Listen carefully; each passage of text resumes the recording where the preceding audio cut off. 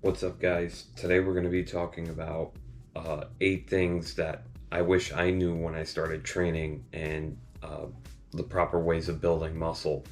So let's start with the first one. And if you haven't subscribed already, please subscribe and drop in the comments what you guys want to see next. So the first thing is putting together a proper training split.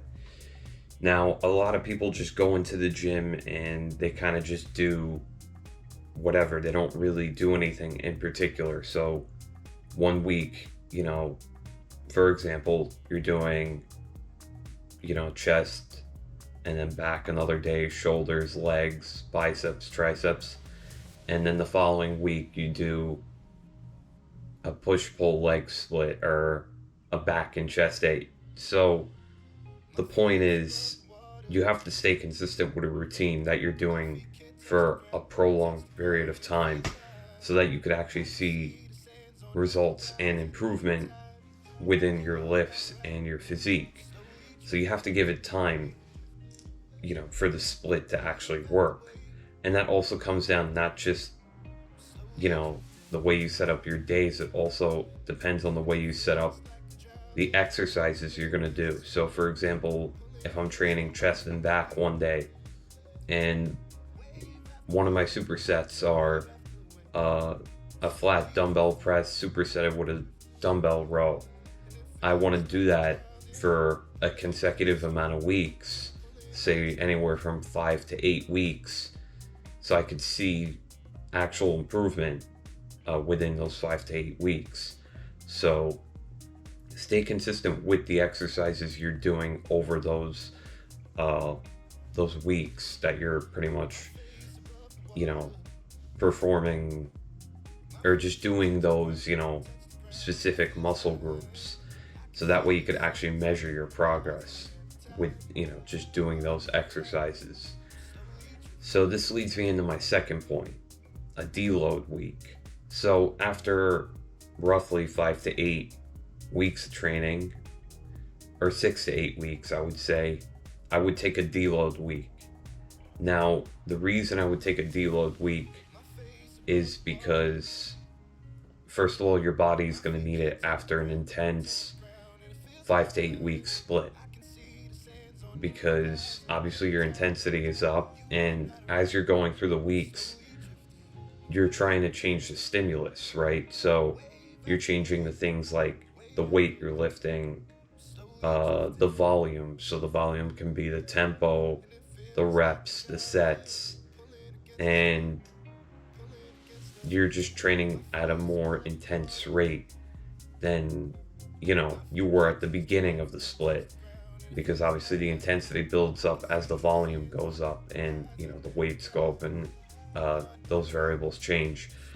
So I would take a deload week, try to recover, and during that deload week, I would just go to the gym, probably maybe 3 times that week, depending on your split, of course. But I would go fewer times than you would normally go, and I would just pretty much pull back on the volume, pull back on the weights you're lifting, and just take it easy in the gym. Just try to get some movement in, just maintenance kind of, recovery kind of stuff, right? Yeah, I mean, you're going to be lifting weights, but you're not trying to put any taxation on your body, ideally. So I would definitely do that for sure. Take a deload week, a proper deload week. Another thing I would do is hydrate. I know that kind of sounds a little ridiculous, but, and obviously everyone's doing it naturally, hydrating and stuff, but a lot of people are really not drinking enough water, especially when they're training hard. What happens is when you're not training hard when you're not drinking enough water, you're really going to cramp up. It's going to be a lot easier to cramp up in the gym when you're lifting heavy weights. When you're lifting heavy weights, it's very easy to cramp up, and then when the volume is at its highest, especially, it can be counterproductive to your training session, which is not the goal. The goal is to, maximize as much muscle as possible. And in order to do that, a very important component is to be hydrated, which is ultimately, those are one of the things that dictate how your session is going to be, because it's very easy to cramp up. So make sure you're hydrated. And this leads me into my next point, which is you don't need to cut right away if you're a beginner.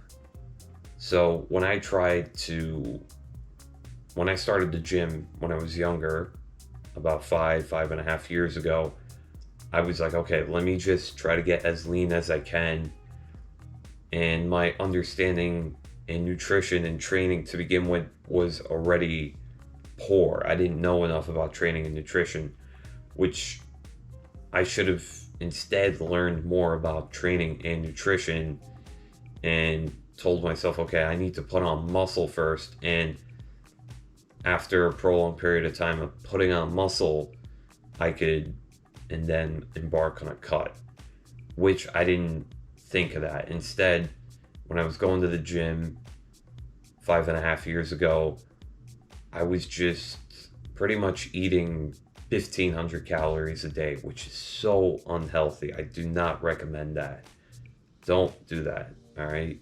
Try to have a sufficient amount of calories so you can actually build some muscle, because I realized for probably 2 years of training, my first 2 years of training, when I was trying to put on muscle and I was also trying to lose body fat, it wasn't happening, because I didn't even build up a frame to begin with, and I was trying to do two things at once, and those two things are conflicting with each other. Trying to put on muscle but then trying to cut, and I was really depriving myself. I wasn't even having above 2,000 calories. I was just having 1,500 calories. So make sure you're having a sufficient amount of calories. And a lot of people don't understand that. A lot of people don't value that you need the calories when you start. Now, I'm not saying to bulk excessively, of course, because there's obviously a set rate at which you could build muscle at, but I would, be in a bit of a calorie surplus throughout my second year of training. So I could actually see, okay, how much muscle can I put on? Maybe even 3 years of just really trying to build up your frame, trying to, put as much muscle on as you can. So after those 3 years, let's say, I would then go on a cut and then see, the kind of progress I made.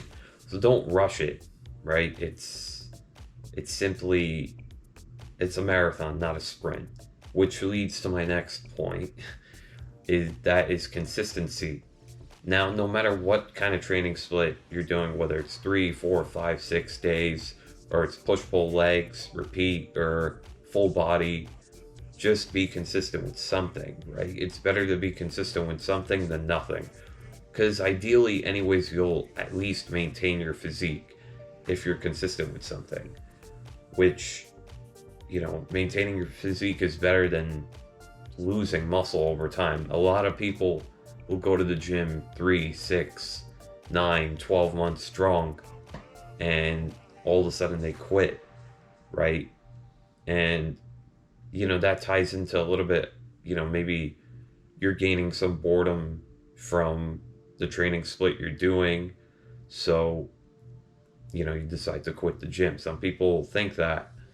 So just try to be consistent as possible and try to find ways to be consistent as possible. So changing up your routine can help you be consistent with your gym, just going to the gym in general. And, the more obviously you put into this, the more it's going to show on your physique, ideally, assuming also your nutrition is on point, which also, consistency and nutrition go hand in hand as well, which, it kind of ties in, it's kind of the same as training. You need to add some variety to your diet right? You can't just have rice, chicken, and broccoli every day. If that's what you're doing, you need to kind of change it up a bit. Sometimes have something different, but you still want to have something relatively healthy. And make sure you're just changing it up a bit, obviously. And that way it will be more sustainable just to, achieve the physique you actually want to achieve, which is the goal at the end of the day. So make sure you add some variety so you can be more consistent in your nutrition and training.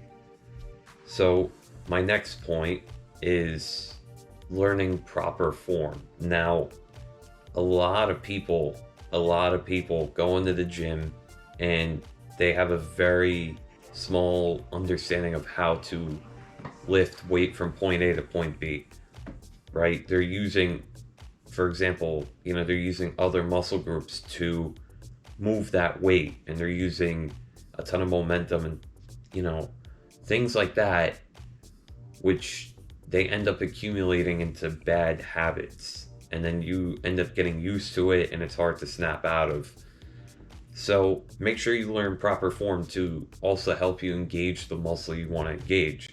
So let's say, for example, I'm doing a dumbbell press, right?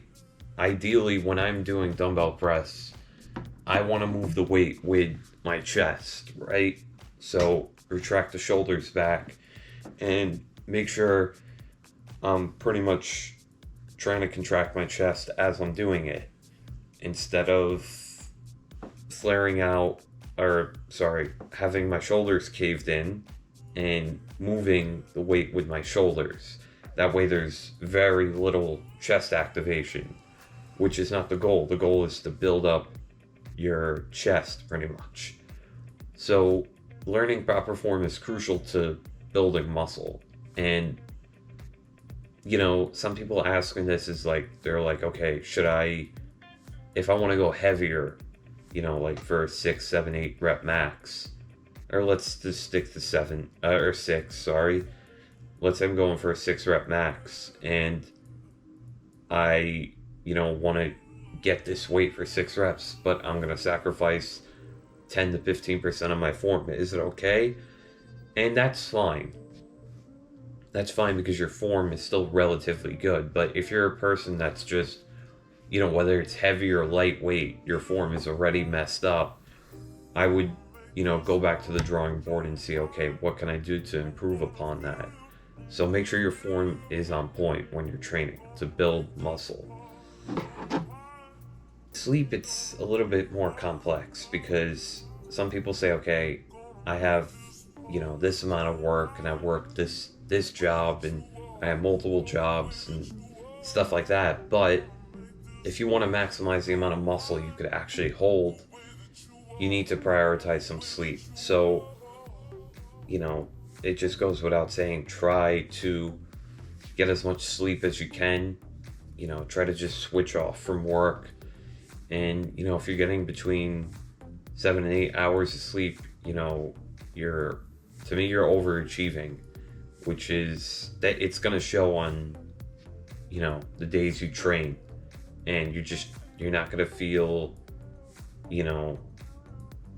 just sluggish and slow. You're going to feel fast and quick and, explosive, which is the goal when you're training. You want to feel, switched on.